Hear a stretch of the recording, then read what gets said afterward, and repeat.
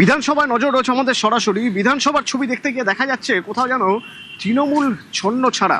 এই যে নব তৃণমূলের বিধায়করা তাদের কয়েকজন বুঝতেই পারলেন না যে কেন ওয়াকআউট করা হলো। বাকিরা কেন ওয়াকআউট করলেন তারা বুঝলেনই না। দ্বন্দ্ব তো এখান থেকেই শুরু হয়ে গেল। ঠিক কি অবস্থা ছিল সেই সময় ছবিটা একবার যেমন জানতে চাইবো, পাশাপাশি জানতে চাইবো যে এখন তৃণমূলের কারা কারা রয়েছেন ফ্লোরে, মানে কালীঘাট তৃণমূলের কারা রয়েছেন বা মমতা তৃণমূলের কারা রয়েছেন নব তৃণমূলের। তবে তার আগে জানতে চাইবো এই যে দ্বন্দ্বটা হলো বা একটা কোথাও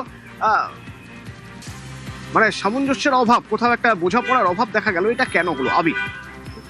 দেখো কেন এই সামঞ্জস্যের অভাব রইল সেটা এই মুহূর্তে দাঁড়িয়ে বলাটা কার্যত অসম্ভব। তবে তাদের মধ্যে যে সামঞ্জস্যের অভাব তৈরি হয়েছে তা এখনো পর্যন্ত বিধানসভার অভ্যন্তরে দেখতে পাওয়াই যাচ্ছে। এবং 5 বিধায়ক দেখতে পাওয়া যাচ্ছে যে নব্য তৃণমূলের তরফ থেকে তারা ওয়াকআউট করে বেরোলেন না, তারা থেকে গেলেন। বাকি যারা বিধায়করা ছিলেন নব্য তৃণমূলের তরফ থেকে তারা ওয়াকআউট করে চলে গেলেন।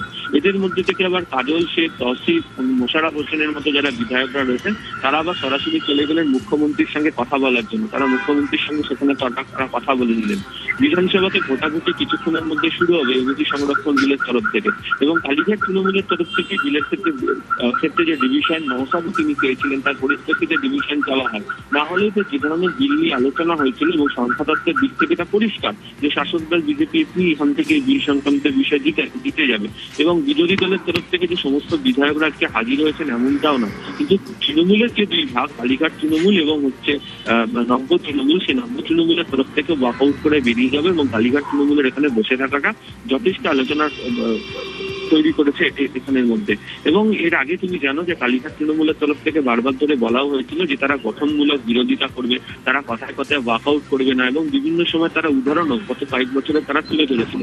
কিন্তু বাস্তবে দেখতে পাওয়া যাচ্ছে এই নিয়ে বিধানসভা অধিবেশন চলার মধ্যে 2 দিন যারা নব্য তৃণমূল তারাই ওয়াকআউট করে যাচ্ছে, যারা কালীঘাটপন্থী তৃণমূল তারা এখনো পর্যন্ত বসে থাকছে এবং বিধানসভা সংক্রান্ত যে পরিচালনার কাজ সবইতেই তারা অংশগ্রহণ করছে।